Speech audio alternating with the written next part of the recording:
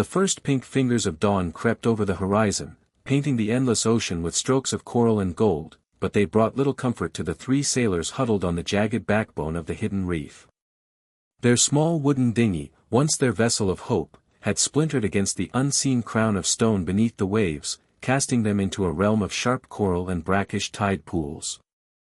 As the light deepened, every crest of water glinted like liquid silver, but not one ray illuminated a path to safety, only the cruel outline of the reef's teeth, jagged and unyielding against the pale swell. The men's breath misted in the cool morning air, each exhale a fragile promise of survival doomed to dissolve in the sea breeze. Above them, the sky was still a wash of pastel, faint lavenders bleeding into palest peach, when Piper the Pelican emerged, wings unfurled like great white sails against the dawn. He circled low, talons skimming the water's surface, head tilting as he tracked the sailors' restless movements. From hundreds of feet overhead, he alone could see the reef's full shape, a horseshoe of coral and rock that cradled the stricken men in its midst, shielding them from the larger sea but trapping them in its glassy shallows. With each pass, Piper's keen eyes noted the sailors' futile attempts to fashion a signal, a bit of cloth tied to a broken mast, a scattering of hull planks arranged in rough lines, but every effort was lost against the reef's chaos and the ocean's vastness. The sailors, one still clutching a flaring distress rocket, scanned the sky as Piper landed at the reef's edge, his feet thudding on slippery coral. He bobbed once, twice, and let out a low, resonant call that echoed across the water like a clarion of hope. Their heads jerked toward him, this lone white bird seemed an impossible ally in their desolation. Piper tilted his head, as if to bound them with his gaze, before taking flight again, flapping strongly into the waking wind. He rose higher, then dove at an angle that sketched an invisible line from reef to a distant headland. The sailors followed with their eyes, hearts pounding, then leapt to scramble after him along the slippery stones, desperate to translate the Pelican's silent guidance into a course that would lead them back to land. As the sun climbed above the waves, its warmth began to seep into the reef's tide pools, and Piper's shadow darted across the water, an avian lighthouse against the boundless blue. Every beat of his wings seemed to carve a corridor of air, a path through the morning's delicate haze. The sailors rushed to keep pace, treading carefully to avoid the reef's hidden spiked corals and sudden drop-offs, each step imbued with the urgency of the Pelican's silent commands. And when at last Piper banked sharply toward a cluster of coastal pines half a mile distant, heart soared with the certainty that this feathered guide, Piper, brilliant and unyielding, would not abandon them until every man had set foot once more on firm, familiar ground. The sun had climbed higher by the time the sailors finally managed to lash together the shattered remains of their dinghy into a makeshift raft, but its warmth brought no comfort. Salt still crusted their clothes and eyelids, and every plank they tied with fraying rope creaked ominously underfoot. They clung to one another as the waves lifted and dropped them like flotsam, the three of them cramped against the narrow platform, legs dangling into cold, swirling water. Their fingers were raw from hours of knot tying, and their backs ached from the strain of heaving broken oars into place. What had once been a vessel of exploration now felt like a coffin, floating aimlessly on an unforgiving sea. By midday, the wind had settled into a steady, suffocating lull. The horizon rippled in shimmering heat haze, and the raft bobbed in a legless circle as each wave curled beneath them without thrust. They tried to paddle with the splintered oars, but every stroke sent water cascading over the sides, further soaking the rope bindings and threatening to loosen the knots they had so laboriously secured. Their stomachs twisted with hunger and thirst, one meager flask of water between them, long since gone, a cruel reminder of the world they had left behind on the maneuvering deck of their ship. As the hours dragged on, fear replaced exhaustion. The endless blue around them had become a prison, no bird flew overhead, and no sail appeared on the rippling horizon. The sun bore down mercilessly, turning the deck boards into smoldering planks that blistered bare palms. Their voices, once confident with the promise of rescue, now fell to whispers of doubt. Would anyone ever find this drifting speck of wood? Might they drown in despair long before the sea claimed them? Yet in that moment of deepest desolation, a shadow passed overhead, a single, silent shape against the glaring sun, a pelican, gliding on outstretched wings, its keen eyes watching the three marooned figures like a silent savior just beyond reach. Piper rose on a sudden burst of wind, wings slicing the air in slow, graceful arcs as he climbed higher above the shattered raft and its weary passengers. From this vantage point, he could see the full horror of the hidden reef, a vast horseshoe of razor-sharp coral ridges half submerged, half exposed, fangs of stone that jutted like broken teeth through the turquoise shallows. Each jutting spike trapped a wisp of frothy water, sending swirl patterns across the glassy surface. He banked and circled once, then twice, memorizing every inlet and every safe channel that threaded between the coral heads. His keen pelican eyes detected even the faintest glimmer of sand beyond the reef's deadly embrace, a narrow passage that held the promise of open sea and, beyond that, the promise of home. Below him, the sailors watched his shadow cross the water and lifted their heads, panic flashing in their sunburned faces. Piper dipped low, talons skimming the waves, and the men strained to decipher his intention. He snapped his beak in a crisp, commanding call, an urgent beckoning that cut through the ocean's sigh. Then, pivoting his wings with precision born of instinct, he plunged toward the reef's western arm, disappearing for a heartbeat into the turquoise swirl before re-emerging over the first channel. His white wings gleamed against the green-blue water as he flapped in place, pointing, always pointing, toward a gap barely wide enough to admit their fragile raft. Piper settled on a sun-bleached rock at the reef's edge and crouched low, head cocked as he watched the sailors ease their raft toward the fenced passage he had marked. He closed one eye, judging the tide's ebb and flow, and when the water receded just enough, he flew in tight circles above the opening, urging them forward with staccato calls. The sailors fumbled with patched oars, eyes wide with desperation and hope, finally steering the raft into the narrow cut. The keel scraped over hidden coral for a moment, but Piper had chosen well, 2 more strokes and they cleared the deadly barrier, plunging into deep blue water that rippled like a sigh of relief. As the men paddled toward the endless horizon, Piper took one last look at the geyser of foam where the raft had emerged. He raised his head and gave a single, triumphant cry that echoed across the reef and into the open sea. Then, as the men's voices rose in joyous cheers behind him, he launched from the rock and banked eastward, wings beating against the morning breeze, guiding them home from the very edge of despair. Piper rose above the reef flats at last light, the torn strip of sailcloth clutched firmly in his pouch as he circled once to survey his canvas below. Exposed by the falling tide, the reef's sandbar lay wide and smooth, dark volcanic grit flecked with pale shells, an ideal stage for a giant signal. With a powerful beat of his wings, the Pelican banked toward the bar, trailing the canvas strip behind like a living banner. His approach was measured, he lowered his belly almost to the sand, letting the cloth unfurl in a perfect arc behind him. As he taxied along the shallow water's edge, his momentum carved a living S right into the sandbar. He paused, lifted back into the air, and with a practiced glide traced the second curve of the S, the cloth's trailing edge scraping away the dark grains to reveal the bright weave beneath. The first shape complete, Piper tucked the fabric into his pouch and angled his wings toward the reef's midpoint.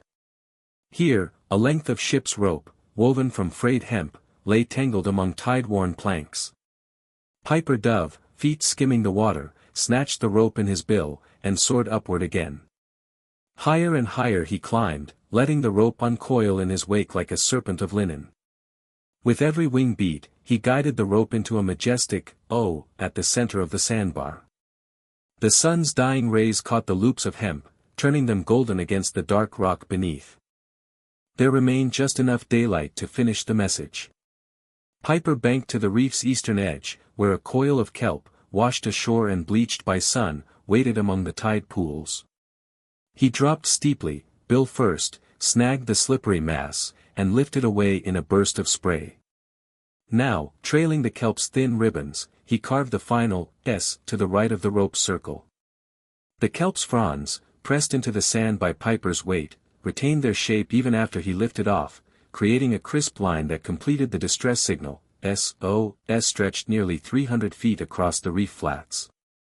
Behind him, the sailors spotted each sweeping curve.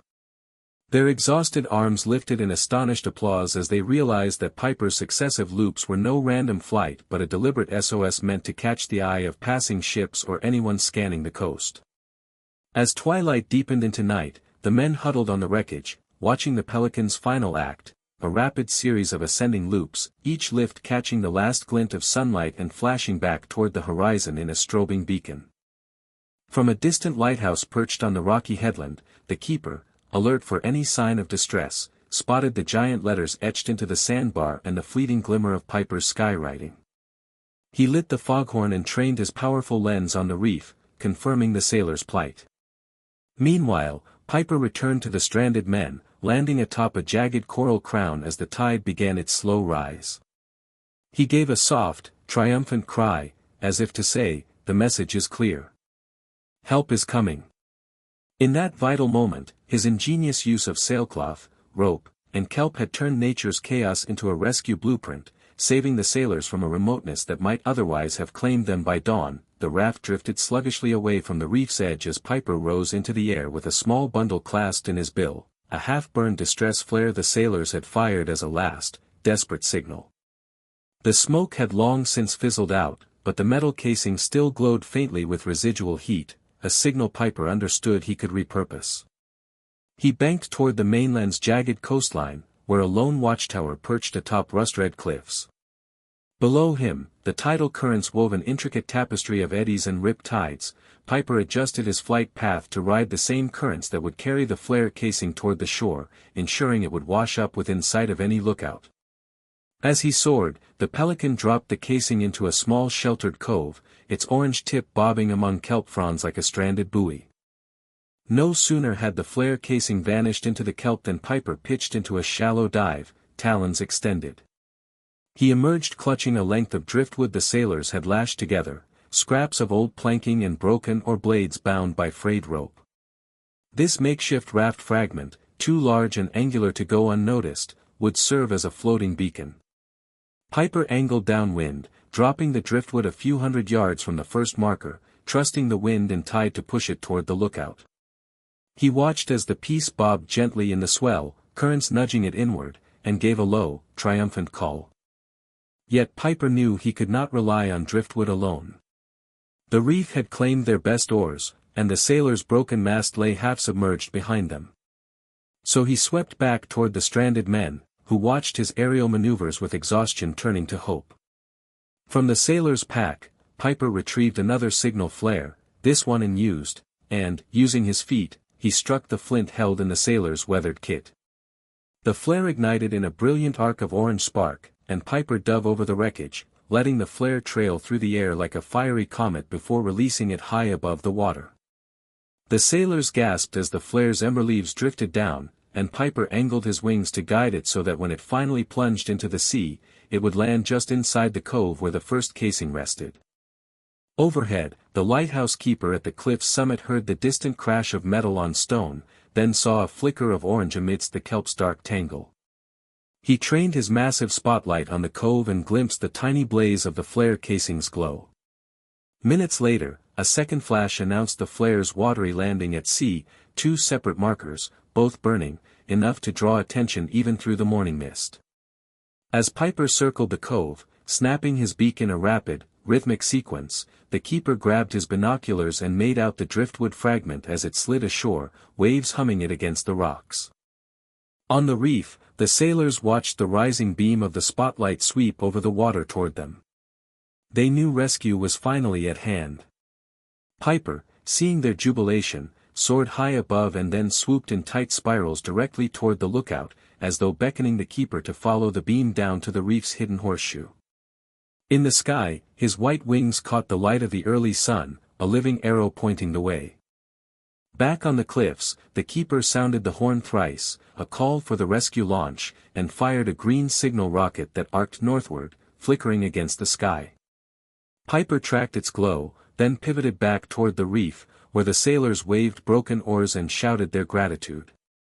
As the rescue boat churned through the choppy water toward the hidden reef, Piper circled overhead in triumphant flight, knowing that his coastal cues, two floating markers and a skyborne flare, had transformed despair into salvation. And in that triumphant moment, the Pelican's ingenious plan had bridged sea and shore, turning ocean currents and wind patterns into the very currents of hope. Piper launched himself from the reef's edge as the rescue boat picked its way through the shallows, leaving the stranded sailors to cling to splintered planks and to watch his retreating silhouette with awe. His wings beat a steady tattoo against the salty dawn breeze as he set a course for the mainland, his keen eyes fixed on the distant curve of golden sand and the tiny cluster of lifeguard towers that marked civilization's edge. Every powerful stroke drove him higher above the rippling swells, each rise and fall a negotiation with the wind's shifting currents. Below, the turquoise water gleamed with the promise of safety. Above, the sky opened into a vast, unbroken expanse that tested his endurance and his faith in unseen helpers. As he flew, Piper navigated gusts that surged off the shoreline like invisible walls, forcing him to angle his wings into the wind and almost stall in midair before pressing on. He passed over schools of darting fish, their silvery scales glinting like fairy lights just beneath the surface, and occasionally a curious turtle would bob up to the spray's edge, eyes wide at the strange white-shaped winging overhead. Piper's throat muscles strained as he cried out, his calls carrying in brief arcs down toward any watchers on the beach below. With each loop and whistle he hoped to catch the attention of the lifeguards, to guide them out beyond the breakers toward the hidden reef where the sailors still clung to survival. By mid-morning, exhaustion weighed on his bones like lead. His feathers, once pristine, were now flecked with salt spray, his wings slick with sea mist. Yet the sight of movement on the golden shore renewed his strength. Dots of red and yellow uniforms flitted along the water's edge, even as sunbathers and beachgoers turned to gaze skyward in wonder. Piper swooped low, skimming the crest of a turquoise wave before rising in a spiraling ascent, drawing gasps and pointing fingers from the crowd. He repeated the maneuver again and again, a living semaphore of urgency, until at last one lifeguard raised a radio and barked orders toward the flashing lights of a jet ski skimming over the distant reef.